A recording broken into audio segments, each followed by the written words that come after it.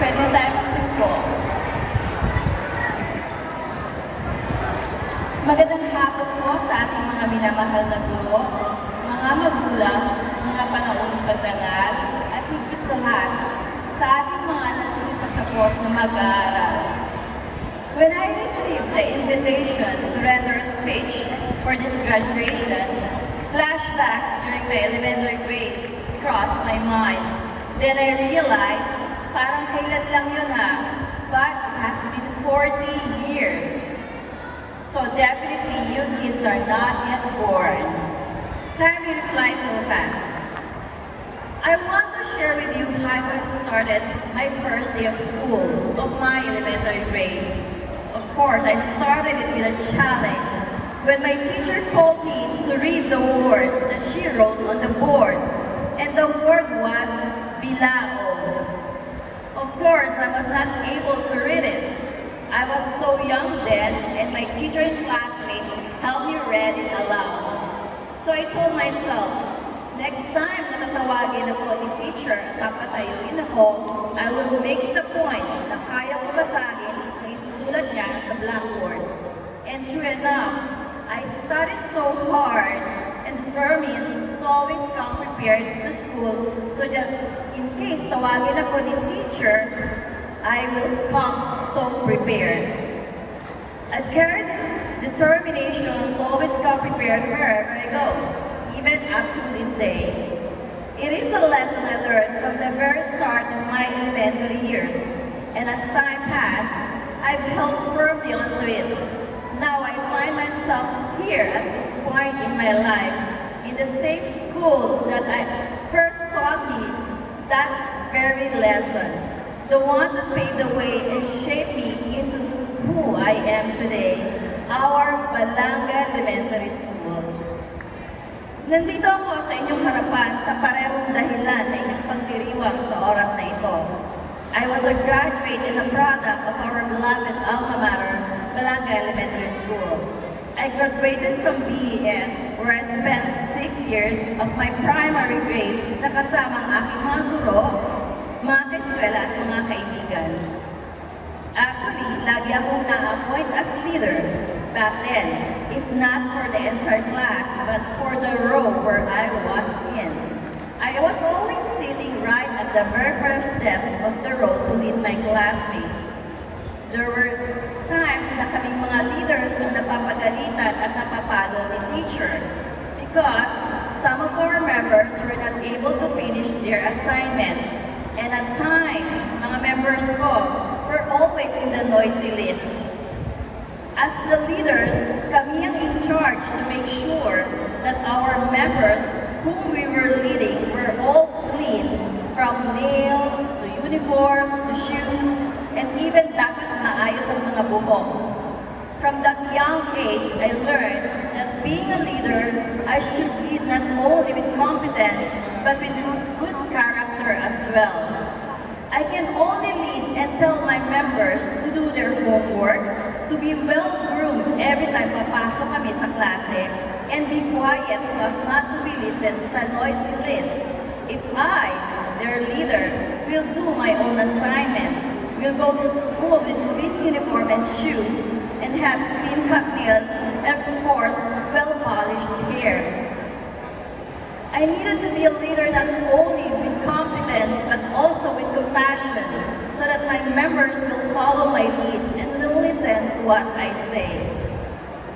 I also remember that when I was in my elementary school, lagi akong natatanong, what do you want to be when you grow up?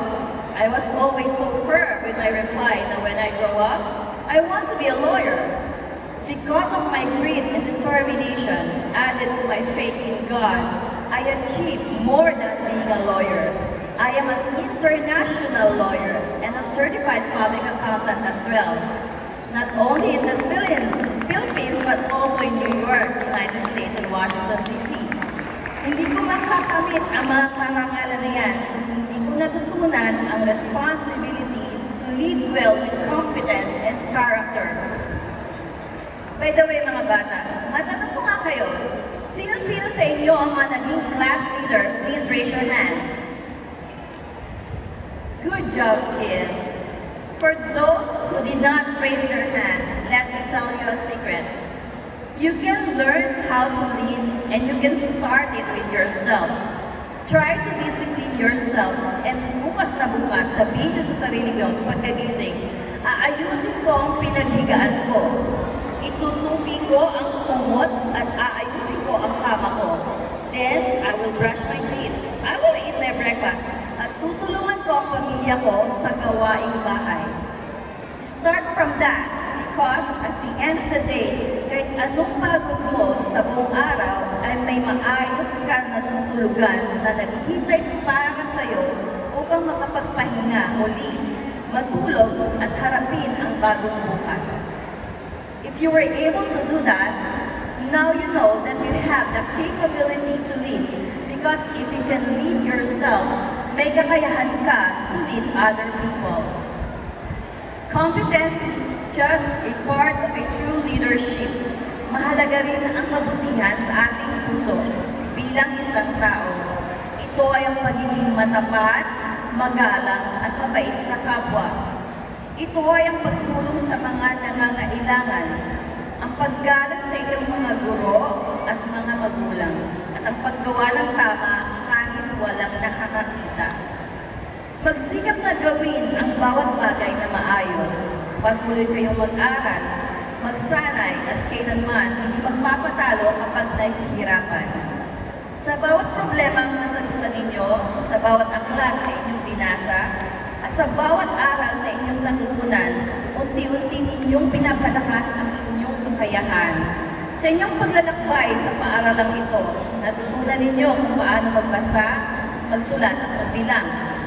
Natutunan ninyo kung paano lutasin ang mga problema sa math, alamin ang current events and history behind our culture and our nation. Tinuruan din tayo na makipagtulungan sa kaklase at mangarap para sa inyong mga kinabukasan.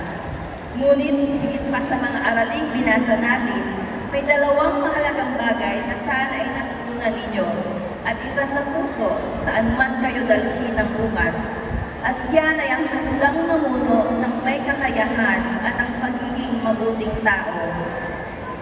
Ang tunay na lider ay hindi lamang matalino o mahusay. Ang tunay na lider ay may puso para sa iba. Habang kayo ay papunta na sa susunod na yugto na inyong pag-aaral, makakaharap ninyo ang mas malalaking panghamon sa buhay. May mga pagkakataong magiging mahirap ang mga aralin o may mga problemang kailangan ninyong lutasin. Kapag dumating ang sandaling iyon, tandaan ninyo ang dalawang bagay na ito. Pag-usayin ang inyong kakayahan at panatilihin ang kabutihan ng inyong kalooban. Kung pagsasamahin ninyo ang kakayahan at mabuting kalooban, magiging handa kayo hindi lamang upang magtagumpay, kundi upang maging mabuting halimbawa para sa inyong sarili, sa pamilya, mga kaibigan, at pati na din sa bawat taong nakapaligid sa inyo. Ngayon ay isang mahalagang araw ng pagdiriwang, ang pagtatapos ninyo sa elementarya. Gawin ninyong gabay ang lahat ng iyon, mga pinaghirapan, natutunan at nalampasan sa mga nakaraang taon. Sa ating mga nagsisipagtapos, ipinagmamalaki ko kayo kasama ng inyong mga guro at inyong mga magulang.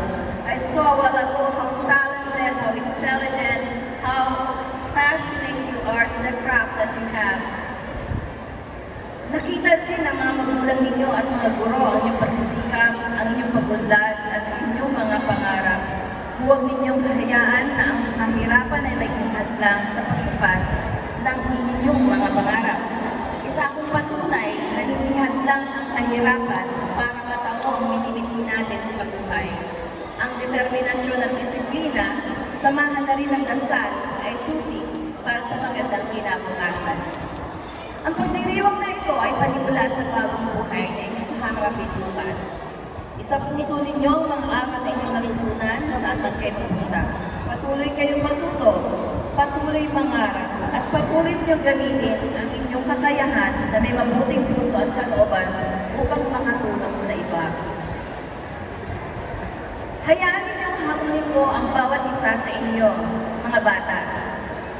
Mula sa araw na ito, Inaasahan ko na sa pagdating ng panahon, kayo din ay tutungtong sa entablado at magiging tagapagsalita sa pagtatapos ng pinakamamahal nating Balanga Elementary School na katulad ko.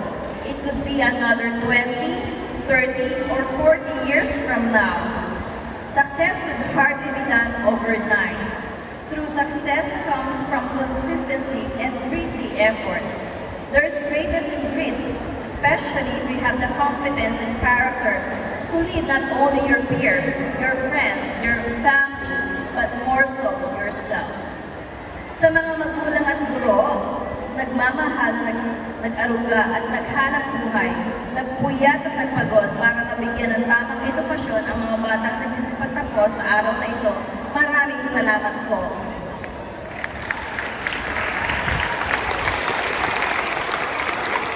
Utang po namin sa inyo ang bawat diploma at bawat pangarap na nararating namin sa aming buhay. Children, huwag ninyong kalimutang pasalamatan ang inyong mga magulang at guro na naging gabay at huwaran natin para maabot ang bawat pangarap na pinapangarap natin sa ating buhay. Sila ang nagsilbing instrumento at dahilan ng pagdiriwang na ito. Your parents and teachers deserve a heartfelt thank you. Inaasahan kong pasasalamatan niyo sila bago pa man matapos ang araw na ito. Remember this forever in your life. Have the attitude of gratitude. Your gratefulness will bring you to a life that you are dreaming of. As you will face new challenges, classes may get harder, expectations will definitely grow. You will meet new people and try new things. In those moments, remember these two guides. Work hard to become capable and knowledgeable, and that will make you competent. And always treat others with kindness and integrity, and that will be your character. If you lead with both, there is no limit to what you can accomplish, and I promise you that. To our graduates, your teachers have seen your curiosity, your determination, and your growth. Your families have supported you every step of the way. Today, we celebrate not just what you have done, but what and who you will be. Think about it this way. Competence helps you succeed, but character helps you make the world a better place. Lead not only with strength, but also with compassion. So as you leave our elementary school behind, carry these two things with you. The skills to solve problems and keep learning, and the heart to care for the people around you. Mga bata, lead with competence and lead with character. And wherever you go, make your community proud as I make our alma mater, Balanga Elementary School, proud of being one of its previous crowd. Muli, binabati ko kayo. Congratulations, Class of 2026. We can't wait to see the amazing things that you will do. Maraming salamat at